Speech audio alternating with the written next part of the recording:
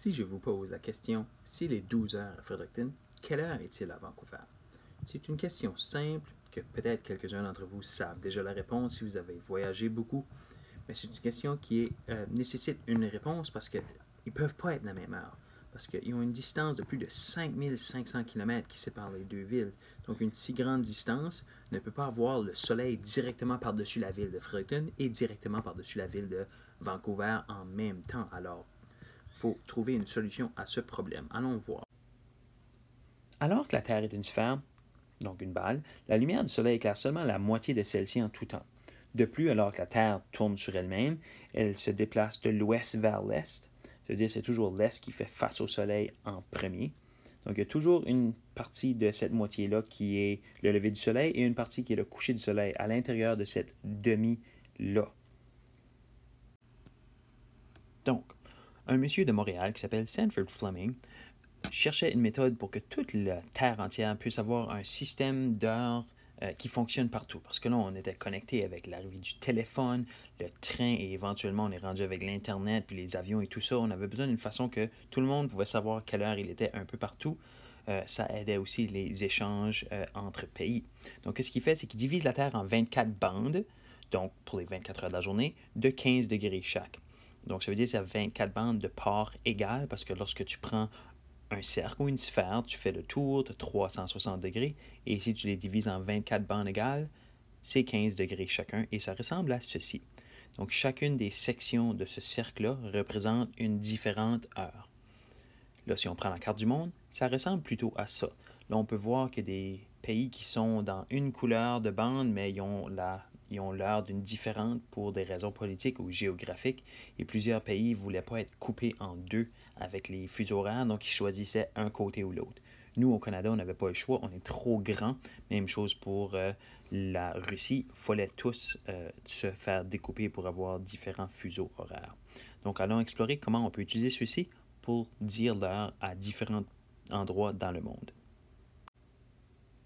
Donc maintenant, avec notre carte, on va faire quelques exercices pour utiliser la carte des fuseaux horaires. Donc, première chose avant de savoir, toujours utiliser l'horloge de 24 heures. Donc, on ne peut pas avoir de AM et PM. Deuxième chose, il faut toujours savoir, comme que j'ai dit tantôt, alors que la Terre tourne de l'ouest vers l'est, l'est est toujours celle-là qui reçoit la lumière du soleil en premier, donc le lever du soleil. Ça veut dire que quand tu te déplaces à l'est, à la droite, chaque fuseau horaire augmente l'heure de 1 heure. Tandis que quand tu te déplaces à la gauche sur la carte, donc vers l'ouest, chaque fuseau horaire te fait descendre d'1 heure, donc moins 1 heure. Donc en sachant ces trois choses-là, plus 1 vers la droite, moins 1 vers la gauche, et qu'on utilise l'horloge de 24 heures, on peut faire quelques petits exercices. Commençons en disant que à Londres, il est midi. Donc Londres, c'est en Angleterre, ici.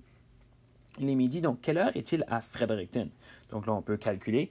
Il y a un fuseau horaire, 2 fuseaux horaires, 3 fuseaux horaires, 4 fuseaux horaires pour se rendre à Fredericton.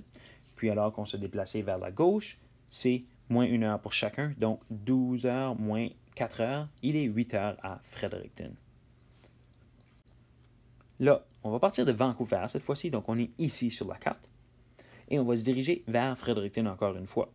Donc là, on se déplace 1, 2, 3, 4 fuseaux horaires, mais cette fois-ci, on s'est déplacé vers la droite. Ça veut dire que pour chaque fuseau horaire qu'on a déplacé, on a avancé de 1 heure. Ça veut dire s'il est 18 heures à Vancouver, il va être 22 heures à Fredericton. Et un dernier petit exercice. Cette fois-ci, on part de Fredericton et on va dire qu'il est 20 heures. Et on veut se rendre à Paris. Donc, quelle heure est-il à Paris s'il est 20 heures à Fredericton?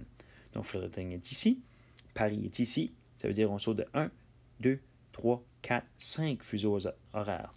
Là, 20 heures plus 5, on a juste 24 heures dans une journée. Ça veut dire techniquement, on est 1 heure le lendemain matin parce qu'on ajoute 4 heures, 24, puis on ajoute 1 heure. Donc, on est rendu à 1 heure le matin, le lendemain à Paris. Et voilà quelques exercices en utilisant la carte des fuseaux horaires du monde. Donc, ici, on a les fuseaux horaires du Canada. Et au Canada, on a 6 fuseaux horaires différents, mais ça représente 5,5 fuseaux horaires.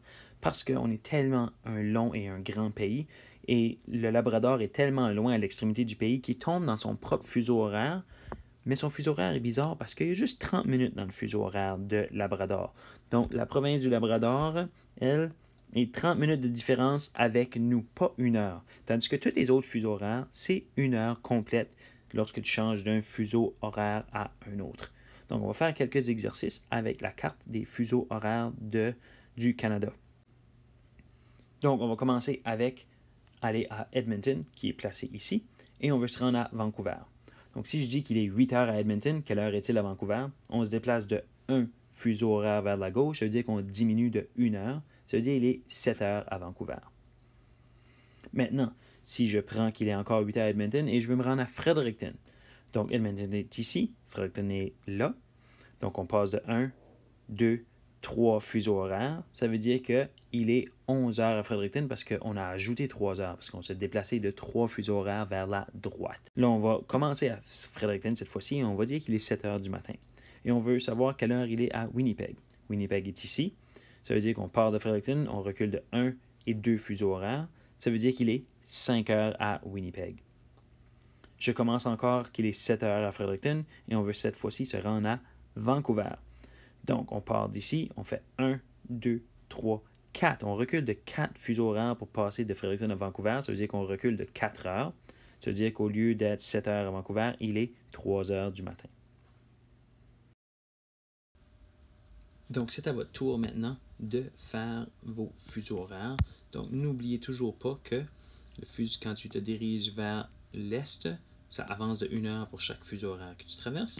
Et quand tu te déplaces vers l'ouest, ça recule de 1 heure pour chaque fuseau horaire que tu traverses.